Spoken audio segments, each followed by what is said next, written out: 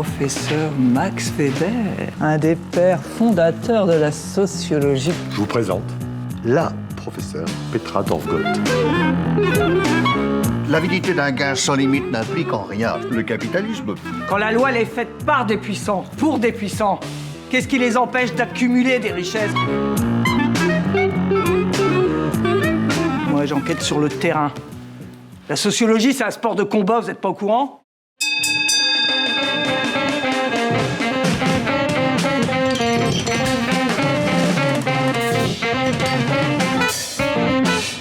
Alors, qu'est-ce qu'on fout là? Pourquoi je vous ai demandé de venir ici sur le parking de l'hôpital public de Creil? À votre avis, c'est quoi le rapport avec notre enquête? D'après ce qu'on sait, l'hôpital public manque d'argent, non? De Quoi? capital. Ouais, quoi d'autre? Ça vous fait penser à rien tout ça? C'est un peu comme pour la fac, non? En fait, comme tout pour tous les services publics. Exactement, et c'est pas mal le parallèle université-hôpital. Service public, capital, on le sait, ça n'a jamais été le grand amour, d'accord. Mais alors là, ça atteint des sommets.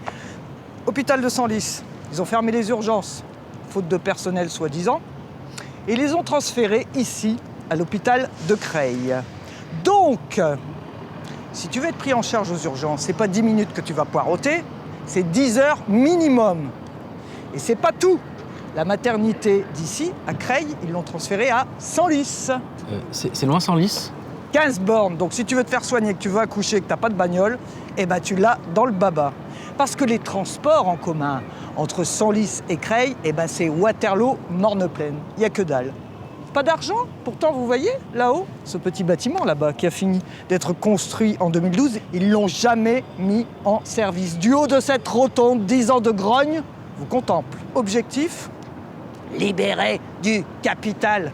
Pourquoi faire? Pour le placer où? D'après vous, revenons à notre enquête. Où est-ce que le capital, en général, est attiré? Par quoi? Les profits. Les profits. Et où est-ce qu'on trouve des profits actuellement? Où est-ce qu'ils se multiplient comme des petits pains? Vous qui avez des ordinateurs, là. Le numérique. Dans le numérique, le capital, depuis la crise du Covid, a choisi le numérique, les startups, la santé particulièrement. Enfin, quand je dis la santé, je devrais plutôt dire la e-santé. Mais c'est peut-être pas si mal, madame. Je veux dire d'investir dans les startups. Pour nous, pour la santé en général. C'est bien. Bah, dis ça à Maccabée, de fois coup de cercueil. Hein. C'est bien pour qui, surtout? Bah, pour ceux qui tiennent la laisse. Ouf! Et oui, la e-santé, le nouvel Eldorado du capital.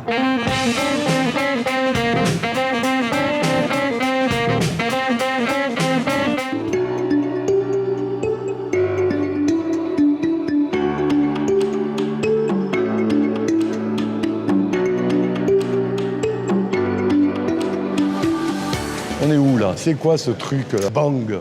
À Bang, alors c'est la manifestation, la grande manifestation annuelle organisée par BPI France, qui est une grande manifestation autour de l'entreprise et de l'entrepreneuriat, une grande manifestation idéologique. Bonjour à tous et toutes, bienvenue à l'Accor Arena, bienvenue à cette 7e édition du Big. On est tellement content de vous accueillir. On a fait cet événement une fois de plus pour vous faire du bien, à vous les entrepreneurs. Alors BPI, c'est BPI France, la banque publique d'investissement. La raison d'être de BPI France, c'est permettre aux entrepreneurs d'oser grandir pour servir l'avenir. L'argent de la BPI, c'est l'argent de la République, hein, c'est l'argent de la nation, c'est le patrimoine public. On l'oriente vers, en vue de faire, comme on dit, des effets de levier vers la sphère privée de financement de l'économie, en vue de dégager des plus-values, des taux de rendement qui reviendront vers les investisseurs. Taux de rendement qui sont visés, hein, c'est 30%. Hein. Et c'est tout ça aujourd'hui qui est à l'œuvre.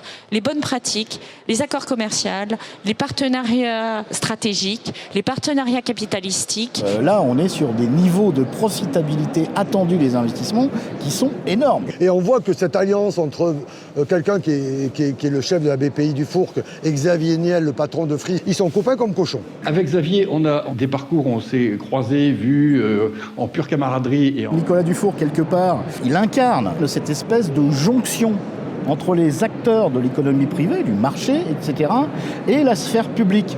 C'est un haut fonctionnaire. Et c'est un haut fonctionnaire, il est inspecteur général des finances, comme la ministre Agnès Pannier-Runacher, qui s'agissait, était également inspecteur général des finances. Tout ceci relève aussi d'une logique un peu d'une noblesse d'État, un peu. Noblesse d'État, de connivence, etc. Alors, noblesse d'État, mais cette génération-là, elle n'a pas été formée en 45 ou 46. Donc, les noblesses de l'État dérégulées, dérégulateur au service des marchés. Emmanuel Macron, pareil.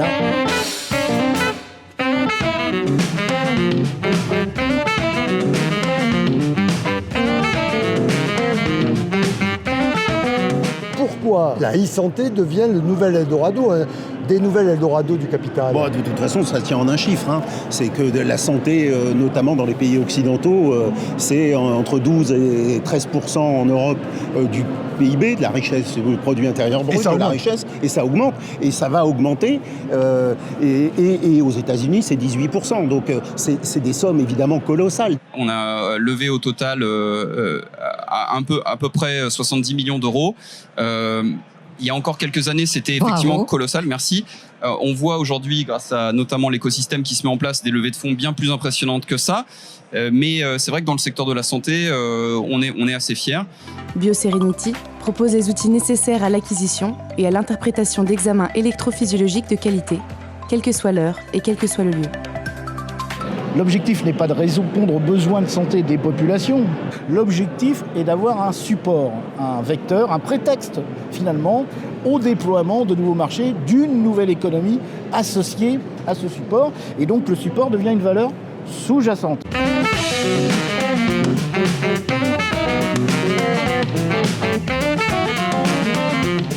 Alors les startups, elles sont les colporteurs, voilà. Dans le Far West, elles ont une super idée, des bandeaux pour que tu puisses dormir, des vêtements connectés, intelligents, etc. Et elles arrivent à résoudre tous les problèmes. Mais on sent l'arnaque possible. Grâce à une cabine médicale reliée par satellite, elle va pouvoir bénéficier d'une visite rapide, complète et confidentielle d'un médecin généraliste. La particularité de cette visite, Laurence est à Paris, le médecin à Caen. Derrière l'innovation, qui est un mot fourre-tout finalement, l'innovation qui peut être con, c'est le progrès, etc. Mais on voit bien que ça recouvre des réalités complètement différentes. Je veux dire, entre les thérapies géniques, la e-santé, les objets connectés, etc. C'est un truc, c'est un bric-à-brac. Mais derrière, il y a toujours ce discours qui revient sur ça va permettre aux individus d'être plus libres, c'est-à-dire de devenir des acteurs de leur santé, de devenir autonomes.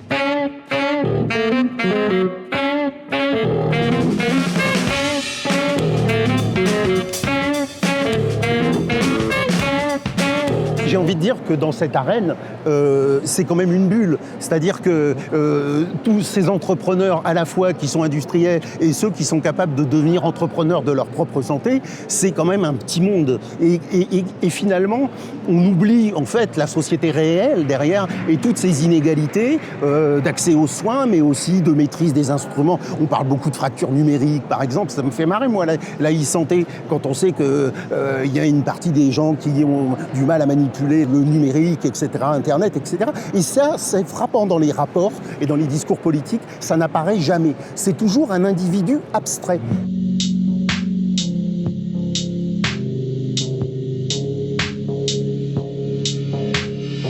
C'est pas un assuré social, c'est pas un citoyen, c'est un espèce d'acteur qui se prendrait en charge, qui serait toujours en train de mesurer ses données biologiques, etc. Donc il y a quelque chose d'assez fantasmatique.